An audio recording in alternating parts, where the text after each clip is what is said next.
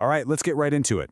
We're unpacking a crisis that has pushed the entire Middle East and frankly the global economy right to the brink. It's this wild story of war, a chaotic succession, and a full-blown revolution, all erupting at the exact same time. And it all comes down to one single date, February 28th, 2026.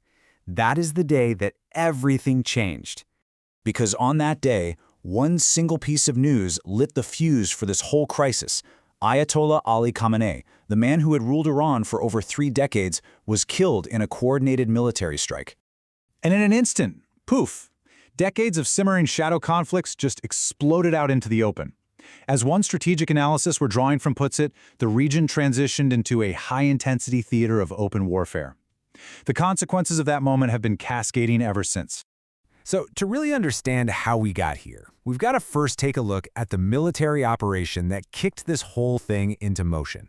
It was called Operation Epic Fury. This was a joint campaign by the United States and Israel. And according to the official statements, the goals were, well, they weren't subtle. 2 big ones: eliminate Iran's nuclear threat and bring about regime change. And wow, those first 48 hours were just a dizzying, chaotic blur of escalation. The operation starts, the supreme leader is confirmed dead, Iran retaliates almost immediately, launching missiles not just at Israel, but at U.S. bases all across the Gulf, and then it played its most powerful economic card. It effectively shut down the world's most critical oil choke point. So, with the leader gone, this massive question just hangs in the air. Who takes his place? And the succession was anything but smooth, creating a huge power vacuum at the absolute worst possible moment. And the contrast between the old leader and the new one, it's just night and day. You had Ali Khamenei, this established central figure who had been there forever, and he's replaced by his son, Mujtaba. But Mujtaba's succession is hugely controversial. It's widely seen as him just being put in place by the IRGC, and, get this, he came into power already wounded. That's right, reports confirm he was injured in that very first strike on February 28th. Now, he was formally named the new leader on March 8th, but he hasn't been seen in public. Not once. His first message to the nation had to be read by a presenter on state TV, which, as you can imagine, just fueled massive speculation about his health. I mean, the confusion around the world was so thick you could feel it. On March 16th, even the U.S. president openly questioned whether the new supreme leader was even alive. That just shows you the profound level of uncertainty that was gripping not just the region, but the whole world. So, as the regime is reeling from this decapitation strike, it doesn't just hit back with missiles. No, it starts to weaponize geography itself, targeting the world's economic lifeline. I want you to just look at this number for a second. 20%. So, what does that represent? It represents 1/5 of the entire planet's daily oil supply, and all of it has to squeeze through one narrow waterway, the Strait of Hormuz.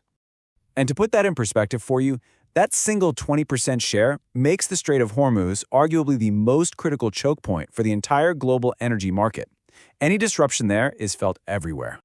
And the impact was immediate and it was severe. Brent crude, which is the international benchmark for oil, was trading under $85 a barrel.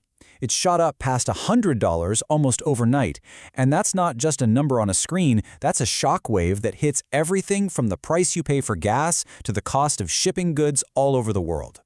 Now here's the really key detail. Iran didn't announce a formal blockade. Instead, as the Maritime Executive reported, the attacks and threats made the risks so unbelievably high that commercial passage just stopped. The strait is technically open, but for all intents and purposes, it is effectively closed. But while Iran was projecting this strength abroad by closing the strait, a very different battle was raging back home. The regime was suddenly fighting a second war, and this one was against its own people.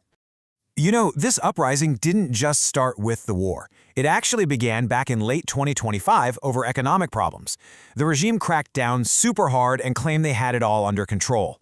But protests flared up again in February, and when those airstrikes began, those protests transformed into widespread celebrations of the regime's losses.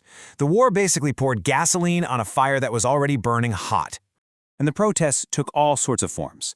You had big public marches, sure, but you also had people chanting from their rooftops in the middle of the night, widespread labor strikes and shop closures, and a huge surge of online organizing. All of it with one common chant: death to Khamenei. This created this totally surreal split inside the country.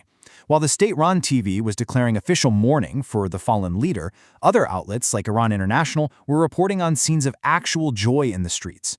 Videos were popping up showing people cheering and celebrating the news. Now, a conflict this intense was never going to stay contained. Iran's retaliation quickly pulled in its neighbors, escalating what started as a targeted strike into a true, full-blown regional war.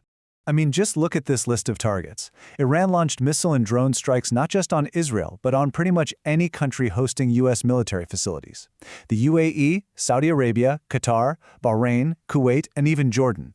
All of them were hit, turning neighbors and rivals into active combatants overnight. And the conflict didn't just expand from one state to another. Iran's most powerful proxy, Hezbollah, jumped in, launching rockets from Lebanon into Israel. This opened up a whole new front and, of course, drew Israeli counterstrikes, further destabilizing an already incredibly volatile border. Which leaves us with this final, absolutely critical question. You have a regime fighting a war abroad, while its own leadership is fractured. It's triggered a global economic crisis while facing a full-blown revolution at home. All three of these pillars are shaking the very foundations of the state. So the question isn't just what happens next, but is this the end of the Islamic Republic itself? Can it actually survive?